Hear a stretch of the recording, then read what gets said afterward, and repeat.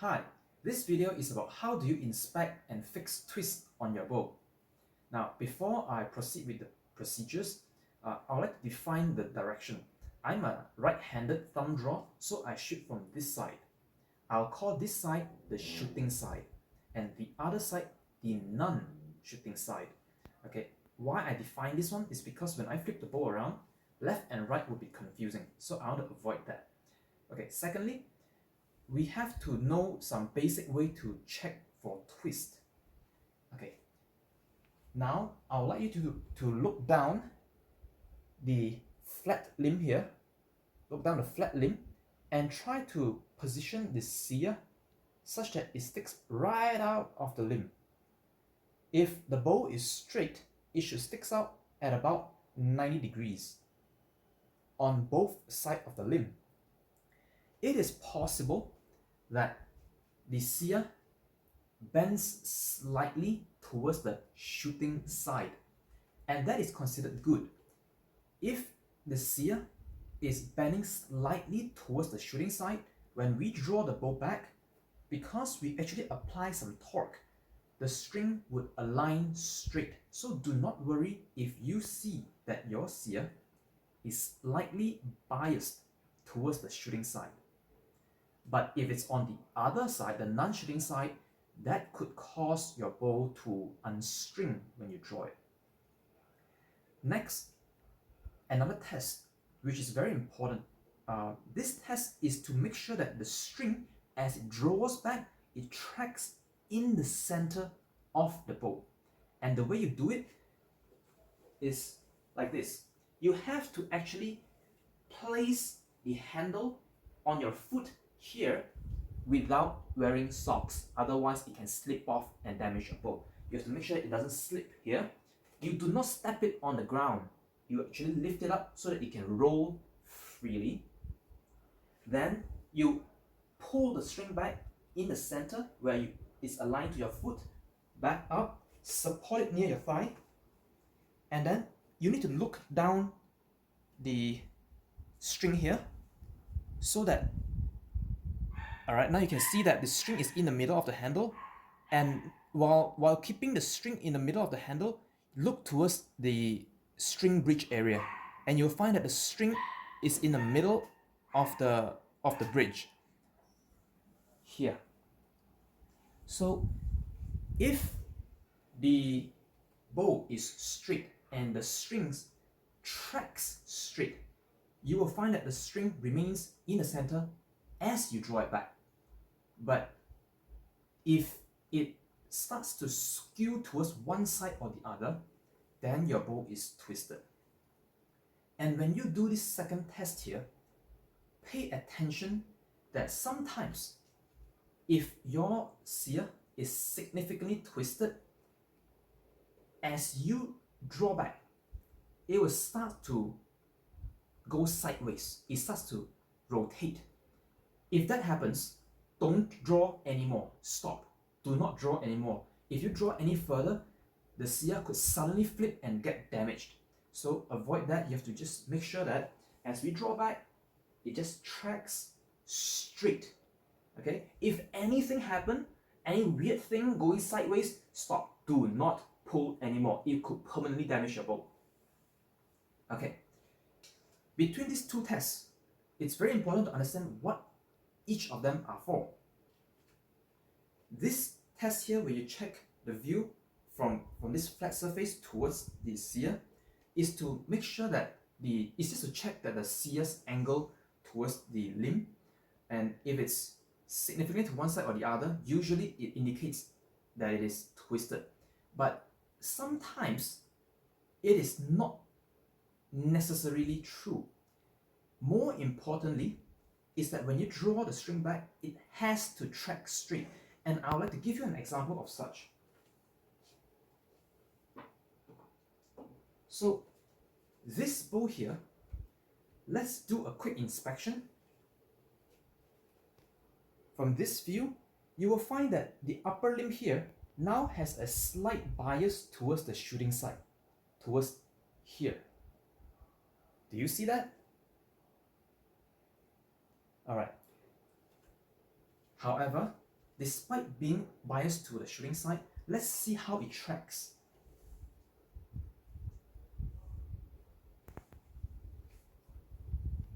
Let's have a look. Okay, both at the handle and at the bridge, you can find it's perfectly straight, dead on. So what that means is that the string tracking test is more important and has higher priority over the test when you view the CR in this view here. Just because that it is biased, it doesn't mean that the bow is twisted. Remember, the string tracking test is more important. Next, I'd like to clarify which bow is easy to fix and which bow is difficult to fix.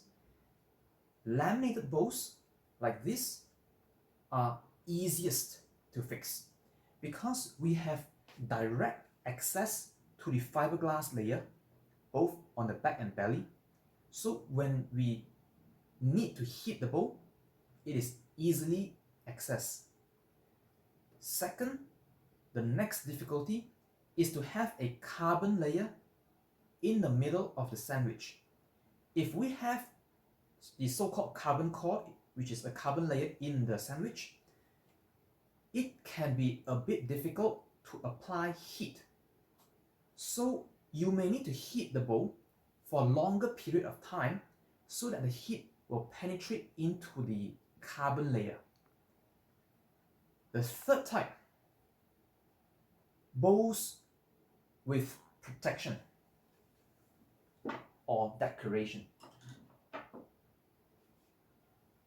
such as in this case is a fiberglass bow, but laminated bows could also have a leather covering. This leather covering, while it looks good, it can actually be a real pain when you need to fix any twist, because when you apply heat, that leather now is a heat shield. You cannot directly apply heat into the lamination, and therefore it is actually the most difficult to fix. You need to apply heat for a long period of time. Okay, so now I'm gonna start with the twist fixing procedure. We will first attempt without heat. You will try to fix a twist without heat. Why is that? Applying heat is actually not good for the bow. It is possible that when you apply heat, while you're doing so, if you are not experienced, you may risk damaging the bow. And therefore, we will first attempt not to use any heat. So over here, I'm using a fiberglass bow for this demonstration because I would not want to twist my laminated bows. So this fiberglass bow here is a good candidate for us to make this test. Now, let's say you inspected here and you found that the CR is twisted to one side. Let me intentionally twist this bow for you. Okay, now it's twisted. Okay, we have a fantastic example of me intentionally twisting this bow. Okay, you can see that this one is on this side, right? It's twisted. Now, we will first attempt to fix this one without using any heat by just counter twisting. Since it's twisting towards that side, we want to twist the bow, the CR, now towards the other side, over there. You can do so by holding the CR and then make sure that when you twist, you do not allow this string to escape. That is very important. If this string escape here, it will unstring. So it is important that we use either our thumb or the root here to prevent the string from coming out. And I'm going to show you in both directions. If I had to twist the bow, let's say here to counter twist, I will hold here, apply my thumb here, then I will twist this way. You see, now I prevent this string from coming off the other side. Okay, applying this way. And if I had to do it, let's say towards that side, I'll hold like this and see this part here. we're going to apply pressure there so that the string does not come off. You can also switch your hand, depends on your convenience, like this. So it's just a fairly simple twisting action that just twisting on towards the opposite side of where it's twisted. But just remember, very important, that you must support the string. Do not allow this string to escape. Otherwise, when it does so, the sear could suddenly flip, damaging the limb. For non-severe case, simply applying counter twist forces is sufficient to get it right. So after you apply the massages, maybe one or maybe two limbs, then just inspect the angle and make sure that it tracks straight. As long as the string tracks straight, it's good enough. Well done, the job is done. Your bow is fixed. But if it's a severe case, then what you will find is that after trying to massage it, your bow keeps returning to its twisted state. And if that's so, we will need to apply heat. And applying heat is something you have to be very careful. We will actually use, there's a few ways you could do that. A hair dryer or an industrial heat gun, or even hot water. For hot water, you do not want to use like boiling 100 degrees Celsius water. Maybe in the region of 80-90 degrees, because as you pour the water, it kind of cool down. So make sure it's not too hot. We do not want to burn the bow, but hot enough to soften the glue. The heat is really just to soften the glue. Okay, so now for the actual heat application procedure. How do you heat the bow? First of all, unstring the bow. Okay, do not hit the bow while it's strung, otherwise the bow can suddenly delaminate. Make sure unstring first, and then we apply the heat from fades to fades. Okay, from the handle fade to the sear fade, both sides. We want to heat them evenly. So what I usually do, I will use the heat gun and I will go like 10 passes, like 1, 2, 3, 10 passes here, flip to the other side, 10 passes here, again, 10 pass here, 10 pass here. So it might take probably like 50 pass, 40, 50 pass here, 40, 50 pass here, and even heating until the temperature is sufficient. But how do you know how hot? I never actually checked what's the actual temperature, but it's quite easy. As long as it is uncomfortably hot, but not hot enough to burn you. So imagine like on a hot day, on a very hot day, you get into your car with a leather seat and you sit and wow, it's really hot, but it's not enough to burn you yet. So it's the same on the limbs here. When you touch it, oh, it's hot, but it doesn't burn you yet. So that would be the right temperature. And just twist, counter twist. The amount of twist will depend on how much twist you have initially. So if you think it has a lot of twist, you counter twist more. Okay, this is instinctively, it is just an initial counter twist, but the more precise or refined twisting will be later on. So you just do a quick twist to get it back in approximately a correct angle. You can just kind of eyeball it and look, it looks about right. Then we wait for it to cool down. We wait for it to cool down until it's kind of warm, not too cold, because once it's too cold, it hardens and you couldn't adjust anymore. So it's kind of warm down, maybe 5 minutes, 10 minutes, depends on the environment. So when it feels like, yeah, it's kind of warm, hot warm, but it's not cool to room temperature yet. When that happens, string the bow up. So you want to string the bow up while the bow is kinda pliable, where you can still adjust the twist. So, string the bow up, do not immediately draw.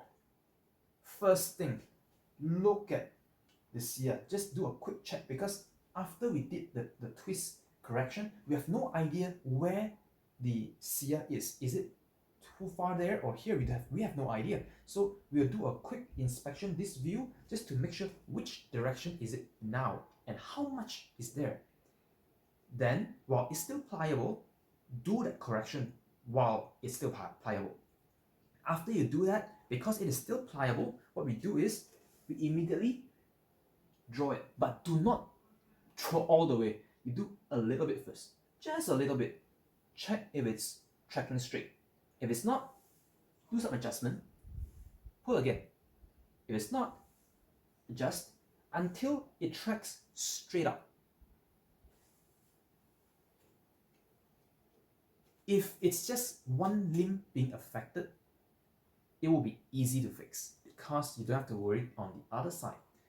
But if you have both limbs twisted at the same time, it is a bit more of a challenge. In such case, you cannot fix both limbs at once. You have to fix one limb at a time. So you may try to fix this one, but you cannot draw all the way, because otherwise the other side there, it could unstring itself when you do so, when you try to pull it back. In some cases, I will do it this way. Let's say that side is still twisted, but I need to check here. What do? I hold this one and I draw back. I just want to make sure that it doesn't come unstring when I check. Okay, so it is a bit of a pain, okay, trying to not get this twisted while you draw back just a little bit. Or you could also try to just force and bend it somewhat so that it doesn't unstring itself while you fix the other. Or you could also fix partially first. It may not be the perfect angle, and then we fix the other side. But because of this side is now slightly straighter, we can draw this more when we fix it. And once this is done, we have to fix that side again. So now you have to go back and forth to fix it. Usually the way that I do, because I have to fix a lot of bow, but I don't think you should do it that way. I actually hit both limbs at once. Okay, and the way that I do it, I go like 10 passes, just the usual way, and then while this is still warm, I hit this side. But it kind of cool down after that, right? So what we do is, after I hit this one, I kind of hit this one again. And then I hit this one. So I kind of try to balance the heat on both sides.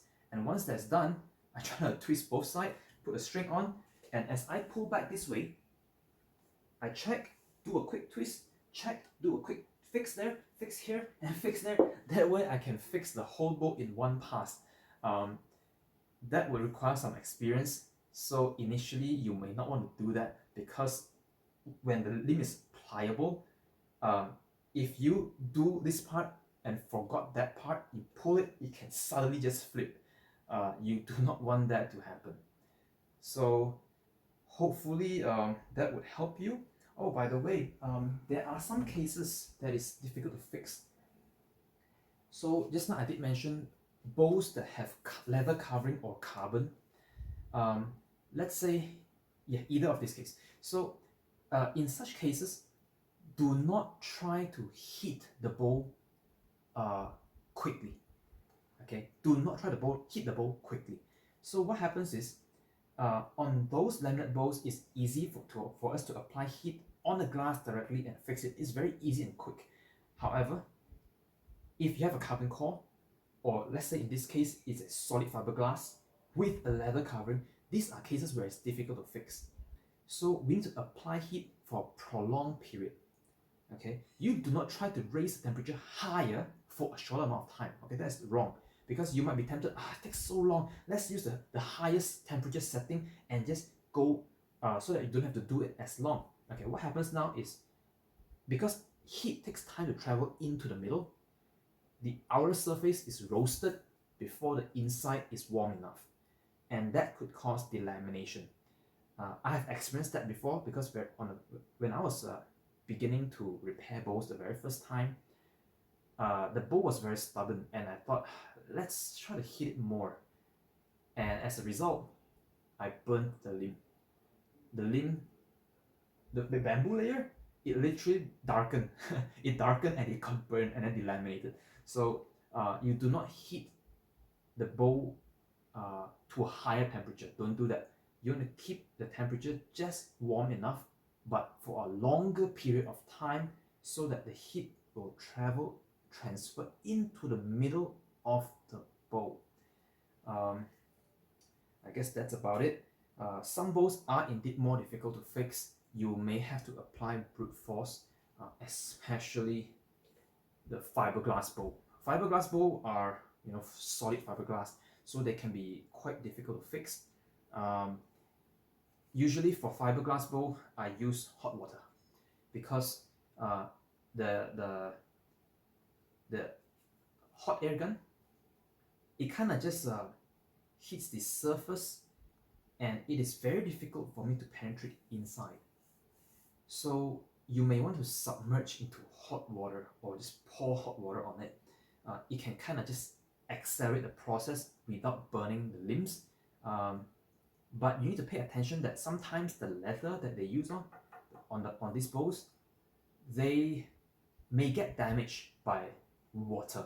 So if they can get damaged by water, then you do not want to use water. It happens, so you have to consider which one is more suitable. I would use water if possible on solid fiberglass, but if the leather does not allow me to do that, then I use the heat gun. But the heat gun would take a really long time to heat up the limb to a hot enough temperature to twist the limbs. Korean bowls are actually quite notoriously difficult to fix. First of all, it has a vinyl decorative layer on the outside, and then it has a fiberglass layer followed by carbon layer. So it is difficult to fix. It is very difficult to fix. You have to really apply the heat gently for a long period of time to get through that leather or vinyl, whatever material, into the fiberglass, into the carbon, into the core, before you can twist it.